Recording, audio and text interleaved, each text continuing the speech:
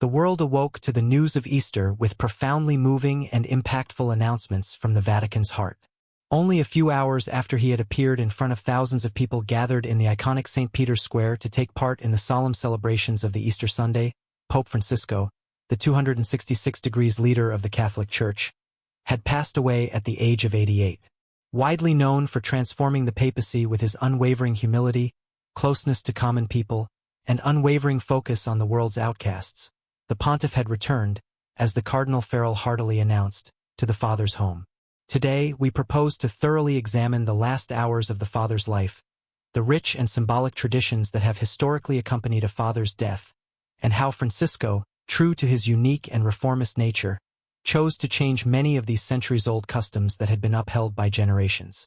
No one, not even his closest friends, could have predicted the course of events so recurrently.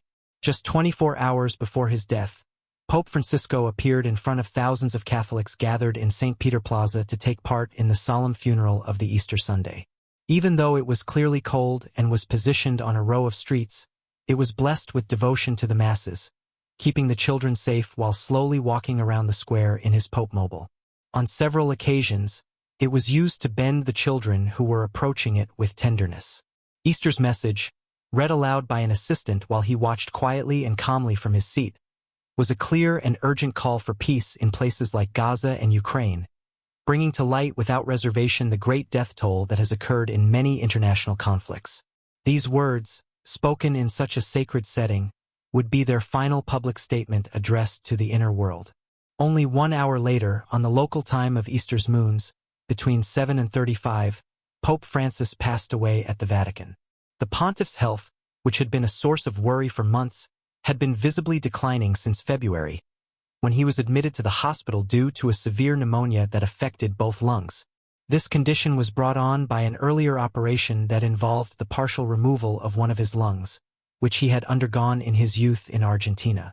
Despite these physical achievements and signs of disability, very few people anticipated a death this imminent, especially after their recent public appearance at Easter celebrations. When the news was announced, BBC correspondent Vivi de Chiglione reported seeing scenes of intense emotion. In a spontaneous homage to the dad that so marked their lives, people were running towards the square of St. Peter, many of them crying openly by the streets of Rome. From his origins, Jorge Mario Bergoglio's path to the papacy was anything but traditional. Born in Buenos Aires, he was the son of Italian immigrants who had fled fascism in search of a new life. Before joining the Jesuit order, when he discovered his true calling, he worked as a nightclub porter and a chemical technician during his youth. Gradually rising through the ranks of the Church, Bergoglio became the first non-European pope in about 1,300 years. The first Jesuit to occupy the trono of St. Peter, as well as the first American. Over the course of his 11-year papacy, Francisco fundamentally reinterpreted what it meant to be a papa in the 19th century. Rejected the traditional and opulent papal apartments, choosing instead to live in the modest Vatican guest house. Cleaned the prisoners' feet, took in deformed people without fear, and worked tirelessly for the protection of the environment, the poor, and migrants. Easter's final message captured the spirit of his life and work with clarity. An urgent call for religious, intellectual, and expressive freedom while simultaneously advocating for peace in conflict areas and humanitarian aid for those who are suffering and still hold out hope for a more just and peaceful future. A papa's death marks the beginning of a string of meticulously planned events that have mostly remained unchanged over the centuries. However, Francisco, as a time of hope, left his mark in this final phase, challenging and changing some of these old customs with his own might. Traditionally, an ancestral protocol full of symbolism and solemnity is activated when a father passes away.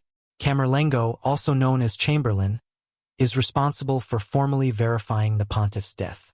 This rite starts when the Camerlengo calls the daddy by his name, baptismal name, 3 times in a high voice. If there is no response, this verifies the definitive absence of life. El Camerlengo formally informs the world that the father has passed away. In a public ceremony, the fisherman's ring, one of the Pope's most iconic symbols, is destroyed, signifying the end of his earthly authority and his role as the spiritual leader of the Catholic Church. Following this, the Papa's body is typically embalmed within the first 24 hours after his death. In order for the faithful to show their respect, it is later placed within the magnificent St. Peter's Basilica on a high platform known as bier.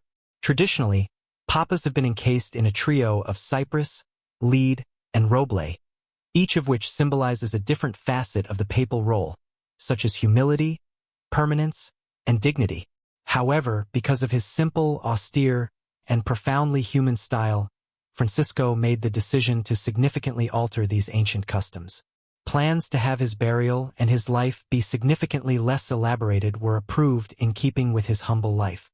Instead of the 3 traditional coffins, they chose a straightforward wood coffin that was carefully fortified with zinc, maintaining the rite's dignity without going overboard.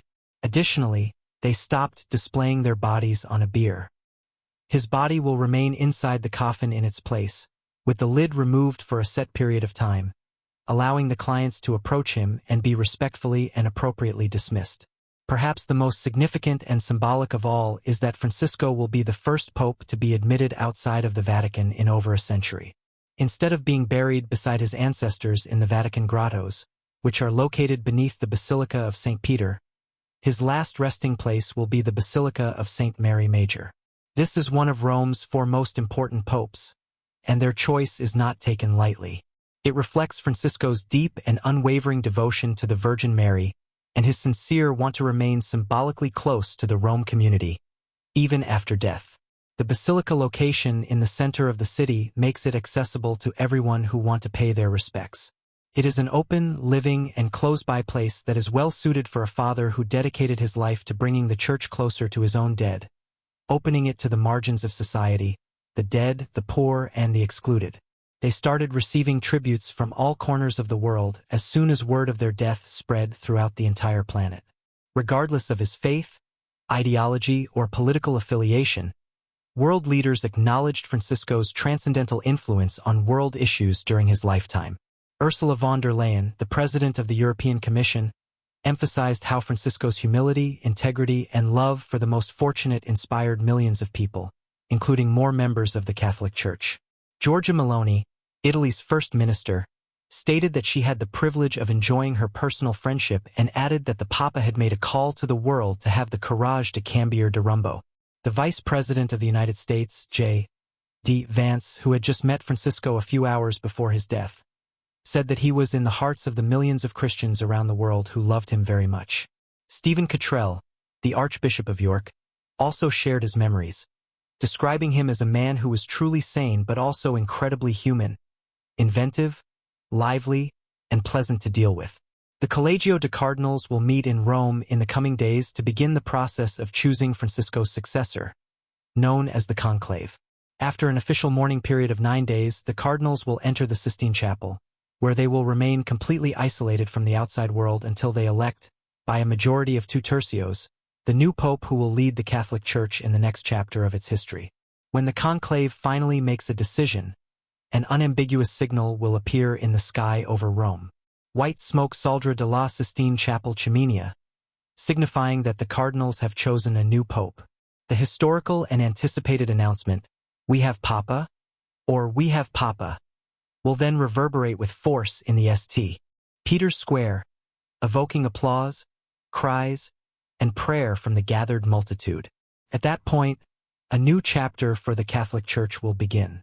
The new Papa will take on a massive task, succeeding a leader who fundamentally changed the papacy's image and role in the modern world. Francisco remained steadfast in his commitment to peace, solidarity, and the defense of the weakest in his final message to Easter.